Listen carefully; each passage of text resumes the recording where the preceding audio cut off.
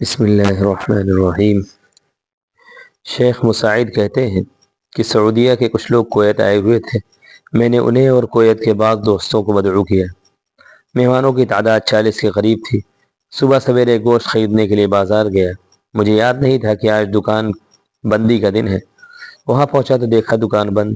وہاں سے دوسرے علاقے میں گیا، وہاں بھی دکان بند۔ تیسری جگہ گیا، وہاں بھی یہی حال۔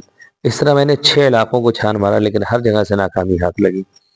رسوائی کے اندیشے سے پریشان ہونے لگا۔ میرا ذہنی اضطراب بڑھتا جا رہا تھا۔ بار بار یہی خیال آتا رہا کہ مہمان کیا سوچیں گے کہ دعوت کے لیکن کوئی انتظام نہیں۔ حیران و پریشان گھر آ گیا، لیکن گاڑی سے اترنے سے پہلے میں نے اللہ سے دعا کی اور اپنے دل میں سوچا کہ آج اس حدیث پر کیسے عمل ہو پائے گا جس میں کہا گیا ہے من کان یؤمن باللہ والیوم الآخر فلیکرم ضیفہ۔ صحیح مسلم کہ جو شخص اللہ اور آخرت کے دن پر ایمان رکھتا ہو تو وہ مہمان کی عزت کرے۔ میں کیسے ان کی عزت کروں جبکہ آج کہیں بھی گوشت دستیاب نہیں؟ میں اپنے رب سے مناجات کرتے ہوئے کہنے لگا میرے پروردگار، یہ میرے مہمان ہیں، تو ہی ان کی عزت کا سامان پیدا کر۔ کہتے ہیں دعا کے بعد گاڑی سے اترا۔ گھر میں داخل ہونے کے بعد دروازہ بند کر کے بھی چند ہی قدم چلا تھا کہ دروازہ کھٹکھٹانے کی آواز آئی۔ واپس جا کر دروازہ کھولا تو دیکھا کہ میرے پڑوسی ابو احمد ہیں۔ گرمجوشی کے ساتھ سلام کے بعد کہنے لگے میرے یہاں بچے کی پیدائش ہوئی تھی، آج اس کا عقیقہ تھا اور آپ کے حصے کا گوشت لے کر حاضر ہوا ہوں۔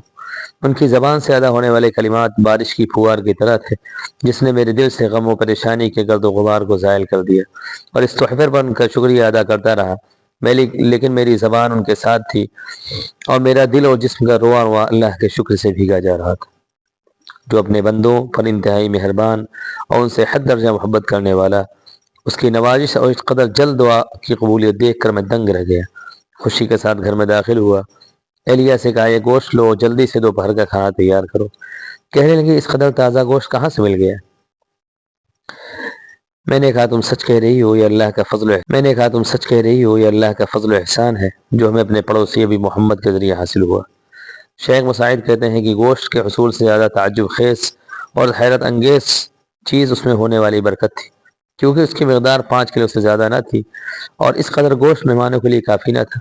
اس لیے ہم میاں بیوی نے طے کیا کہ اس کے چھوٹے چھوٹے ٹکڑے کر دیے جائیں، اور میں اللہ کی قسم کھا کر کہتا ہوں کہ ہم سب نے جی بھر کے کھایا، لیکن گوشت دیکھ کر ایسا لگ رہا تھا کہ اس میں سے کچھ کھایا ہی نہیں۔ یہی حال گھر کے اندر کے بھی تھا۔ مہمانوں کے ساتھ آنے والی خواتین نے خوب شکم سیر ہو کر کھایا، لیکن اس میں سے کچھ کم نہیں ہوا۔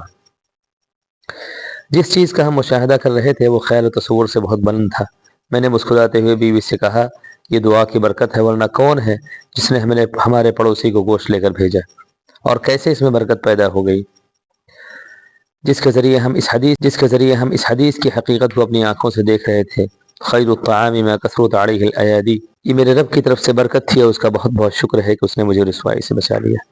اس واقعے کے سننے سے پہلے میرا گمان تھا کہ برکت کی شکل صرف نبی اکرم علیہ الصلوۃ والسلام کے زمانے میں پائی جاتی تھی کہ آپ صلی اللہ علیہ وسلم دعا فرماتے اور تھوڑا سا کھانا کافی لوگوں کے لیے کافی ہو جاتا، جیسا کہ غزوہ خندق کے موقع پر ہوا کہ کہیں سے ایک پیالہ دودھ آیا اور آپ نے فرمایا ابو ہریرہ مسجد سے صفا والوں کو بلا لاؤ۔ سب لوگ آ گئے، ایک پیالے میں سب نے شکم سیر ہو کر نوش کر لیا۔ پھر میں نے خود سے سوال کیا تعجب کے کیا بات ہے؟ کیا اللہ ایک نہیں؟ کیا ایک شرط کے علاوہ کوئی اور شرط ہے؟ وہ یہ ہے وقال ربکم ادعونی استجب لکم، تمہارے رب نے فرمایا کہ مجھے پکارو، میں تمہاری پکار کا جواب دوں گا۔ السلام علیکم ورحمۃ اللہ وبرکاتہ۔